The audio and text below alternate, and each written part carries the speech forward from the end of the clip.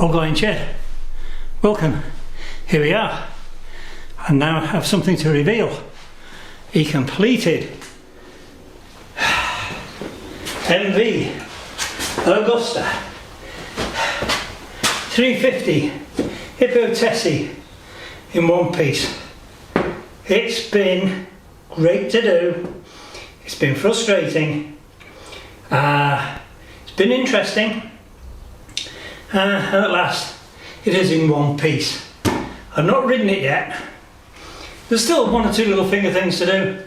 Put the horns on, another wiring works, and kind of guessing the horns work. They're FIAM, which are pretty good, as they say. And it is the last day of 2021. We are on New Year's Eve. So 2022 means I can have a different bike here on the workbench. That has got to be good. This week, besides doing the MV and getting it to completion so as I could do this particular video that I wanted to do, I've also been working on a pal of mine's petrol tank, rubbing it down for painting and just general prep, you know how it is, which is all pretty good. But I am so pleased I've got this in one piece. All the clocks are working. I've tested them. I've had the engine running, as you know, with the little handlebar tank that we had. And so it's all coming together. Well, it's all come together kind of rapidly, quite weird. Like I said, there's one or two little bits and pieces I just want to check on before we actually ride it. But here we are, January the 1st tomorrow. I'm not liable to get to ride this for a good 8 to 12 weeks, I would think, give or take. We will bring you up to date when that happens. I intend to have the old helmet cam on and ride around on it and give you some idea of what it's like, because I've got no idea, other than the fact that I think it's quite vibrating. On the bench here, when I ran it, I thought, yeah, it's running sweet, it's great, blah blah blah. I don't think it's as smooth as the 350 Motor Marinis, the V-twin. I'll say that right out, you know. They're both 350s, they're a good comparison. From what I've read, these are quite a powerful little 350. Like I've said in the past, when it comes to these real old ladies, it doesn't matter. I'm not going to run this to its max. I don't run the 3.5 Marinis to the max. I just don't think it's fair anymore. They've done their thrashing about. Now they just sedately wander about with me on the back of them. Notwithstanding, I'm not as sharp as I used to be. Definitely not. I've slowed down with age, shall we say. Pal of mine, he started work on one of his old bikes today. He's dragged it out of one shed to get it into his workshop, and that's a beautiful Commando. These are the things that are up and coming now.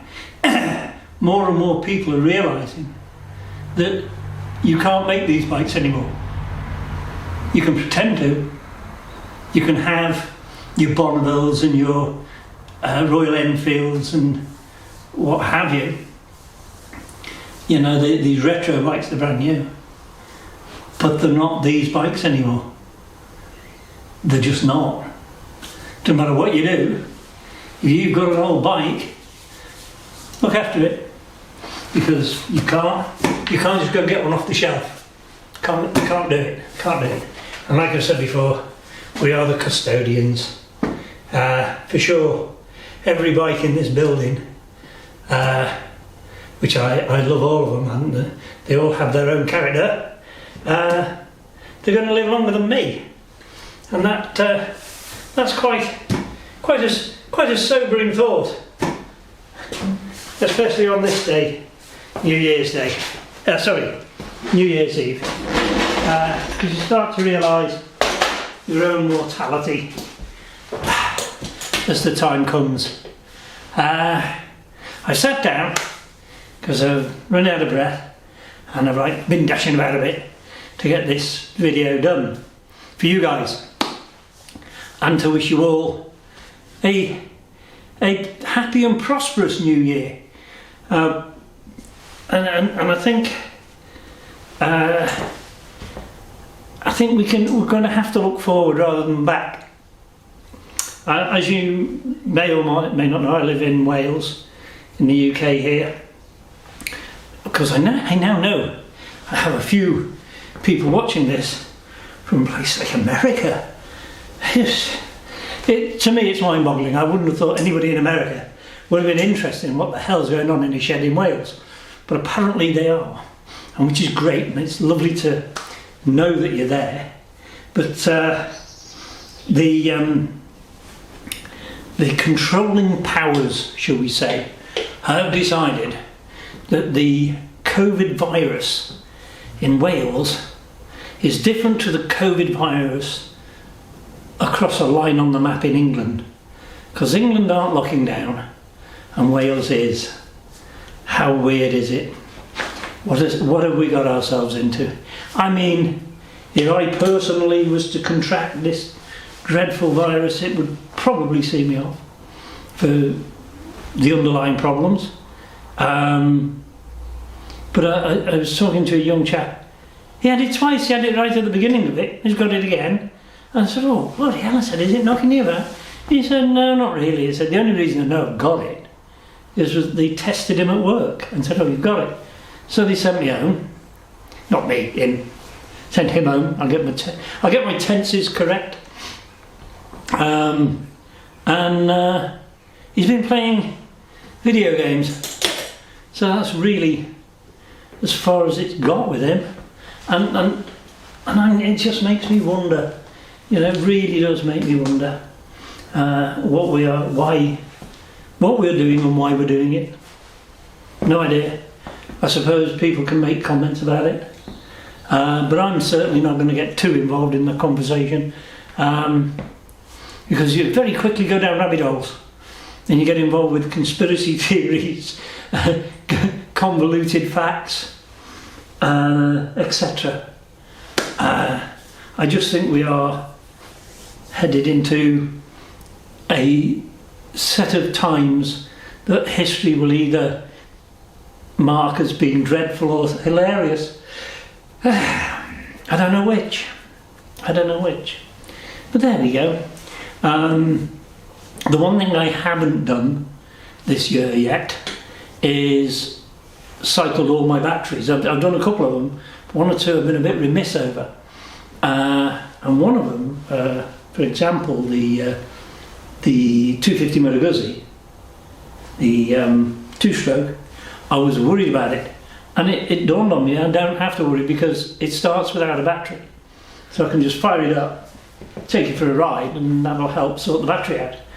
So I'm not too worried about it.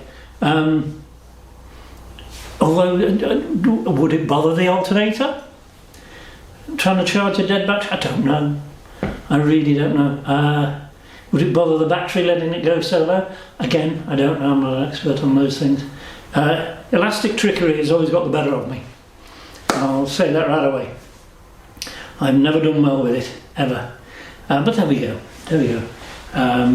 Change subject, as is my want. If there was a guy came on in the comments from the last vid, and I'm going to take him up on this, I think. He said it would be a good idea if all those old guys in sheds made destinations of one another. That'd be brilliant, because he lives in the West Country somewhere, and it's not a bad run for me. It's a pleasant ride, and I could go right there, and we, like he said, we'll have a brew and bite to eat maybe, and what have you, and then he could pop over here and come and see my show, we'll sit in here and talk bollocks about guzzies, and which is my usual state of affairs. But I just thought it was a good idea. I was quite sort of, wow, excited about it as an idea, because it would mean that this social networking YouTube-y thing would actually have an end game, rather than me just waffling away into a lens. I'd actually put faces to these people, and we could have swapped stories and shit. Because one of my really good pals, he's become a really good pal. It's a chap who I met via a sale. We did a deal. He had a Marini I wanted. I had a Guzzi he wanted. We did a deal, and that's all it was. It was, you know, he lives reasonably locally, not too far away. And that was kind of, well, we're going to such and such. I said, I'll see you there.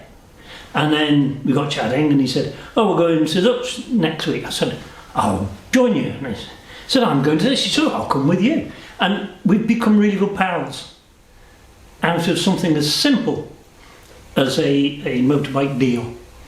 And I think that could be the same, or the same could be said of dealing with this chappie who thought it would be a good idea for us all to sort of, I was going to say cross-pollinate, but no, wrong, no. Our paths could cross physically, not just in hyperspace. I think that's a better, I don't even mean hyperspace, I mean the ether. I'm getting all my metaphors wrong here. I think the best, no, I haven't been drinking yet. I am having a drink tonight, and nothing special. I have a drink every night, as some of you are. You know, the other night I didn't have a glass of wine, not one glass of wine. I thought, you should know that. I was drinking beer instead. Oh yeah. Never want to miss a moment to have a change of pace. Right. Well, that's kind of me. You've seen the wonderful MV Augusta in all its glory. It's a runner. It goes through its gears. All the lights work, all front and back. The stoplight works. The engine runs. It goes through the gears. The clutch seems to be clutching, although I don't know if it's slipping, obviously, until I ride it. I have no reason to suspect it will. I need to clean up the wheels and tyres a bit more, but in essence, it's done. So we can now move on to something else. First job of the new year is to sort out my pal's tank. He's got a little Guzzi 500, and it spilled petrol down the side of it, and it reacted with the paint, and he was going, oh, it must be this E10, and I don't think it is, because when I rubbed it down, the paint was so soft. I think whoever painted it used a single pack lacquer, and I did that once, and I'll never do it again, because I did the same thing. I spilled petrol on it and it reacted. You've got to use a 2-pack lacquer. That's the truth of that. But if you do, guys, if you do get tempted to have a go at painting yourself, I don't mean painting yourself, I mean painting something yourself, you know. I fought against 2-pack for a long time because it is dangerous. It is very dangerous stuff. It's full of bloody cyanide and will kill you. It will kill you, so be careful of that one. But when you get it right, it is absolutely stunning. You get a beautiful finish. And also, if you're using the lacquers, you can get these an aerosol 2-pack lacquer. It's like a hand grenade. You shake it first, and you turn it upside down, and there's a ring pull, and you pull that, and that releases the activator. So you shake it all again, spray it on, and you get a really good finish. I promise you. A little bit of practice, you get a belting finish out of it. That's the last tip of the year, folks. You're not getting any more. No more tips off me from here on in until 2022. And I'm another year older. Wow, 2022. When I was a youth, I never thought I'd get to say those words. Because we used to watch a sci-fi thing called Space 1999. And here we are. And I'm still not wearing Lycra. I refuse, I'd look ridiculous. Anyway, well, you guys, you look after yourself, and I'll talk to you next year. Old guy in shed saying, please like, subscribe, ding the bell, whatever you do on this. And I'll talk to you guys next year, as it were, which is about, where are we now? It's about 8 hours away. So look after yourselves, folks. Take care.